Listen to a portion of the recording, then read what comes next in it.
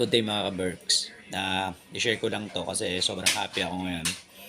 Sobrang lakas ng hangin ng bagyo ngayon dito sa amin. And yet, ngayon ako nakukuha ng pagkain. Ito.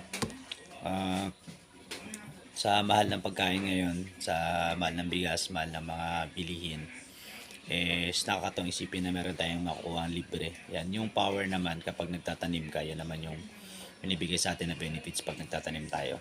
So healthy na, napaka-fresh, and alam natin na malinis. So ito galing na to sa farm, galing to sa garden, and then pwede nang i-intake natin. So alam natin na walang chemical na hinahalo, at nakakatuwa dahil marami akong kakilala na gustong gusto talaga bumili nito. And halaga dito sa amin ng lettuce ay nasa 250 hanggang 300 pesos, in which napakamahal. So ngayon